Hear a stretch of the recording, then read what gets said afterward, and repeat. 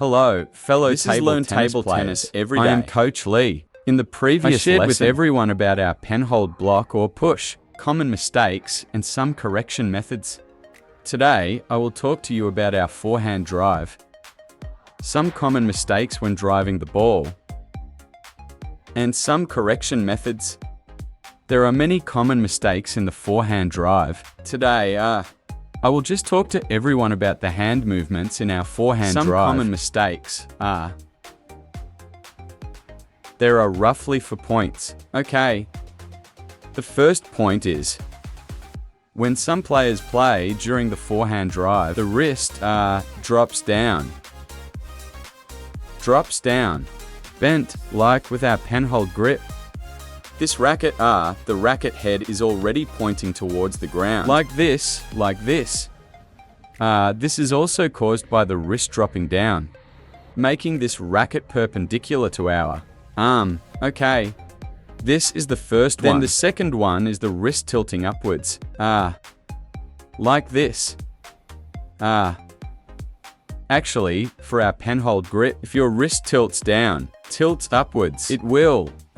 If we look at it from the outside, then this racket will be parallel to the ground. Then hitting the ball like this. This is with the wrist tilted upwards. And for our shake hand grip, it means the racket head is tilted upwards. These are all wrong, our wrist tilting upwards.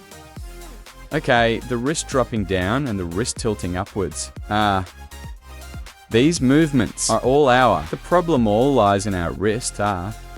Maybe our fellow players, right, are not very clear about the concept of the correct movement. Here, if your wrist drops down, when we play, what problem will occur? It will happen that when we loop the ball, or when driving the ball, we will always hit the side of the ball. Then for penhold, you won't be able to generate power. The movement is very stiff, not very coordinated. If it tilts upwards, for penhold or shake hand, it will result in a forward pushing motion. If they hit the ball, if players hit the ball with their wrist tilted up, basically that movement of theirs is pushing upwards, using a forward pushing motion to hit the ball. For penhold, if the wrist tilts upwards, then like this, they won't be able to use wrist power. Hitting the ball will be very stiff. Cannot use wrist power. These are all wrong. So what is the correct way? Correctly, our wrist holding the racket, whether it's penhold or shake hand. Our wrist basically, let's take a look. Fellow players, look at our wrist. The wrist and our arm the hand there is basically flat aligned. Then this, just flat is fine. Flat is fine. When we are hitting very relaxed, hitting flat like this is fine. Our penhold grip is actually the same. Just hit it flat.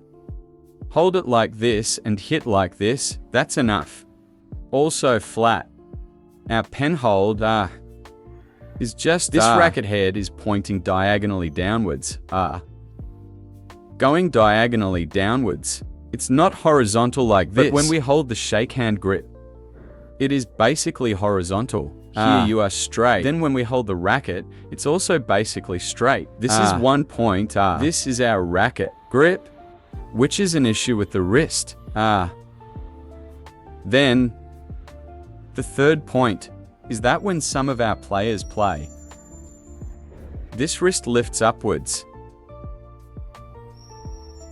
The elbow lifts upwards. If the elbow lifts upwards like this, whether it's penhold or shake hand, lifting the elbow upwards is always bad. Then, as soon as your elbow lifts upwards, you won't be able to borrow power from your body. You see, you can't get it if you do this.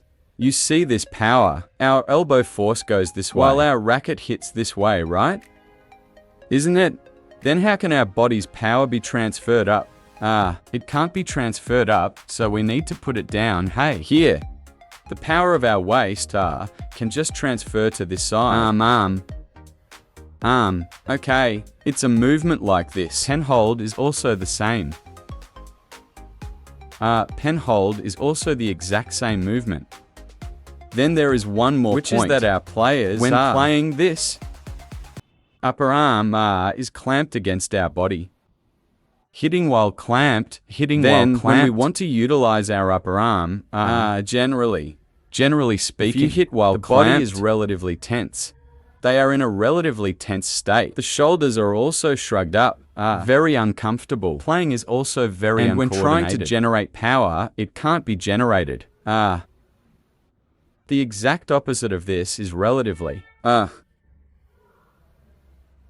Also relatively easy which to is get extending wrong. The arm very wide, extending it very wide and sticking the butt out while playing. And our amateur players also frequently encounter these problems. So what should our correct posture look like? The correct way is that we put this elbow down naturally, and then here needs to open up a bit. Open up a bit, it doesn't mean you have to open it a specific amount. This doesn't mean a very fixed point.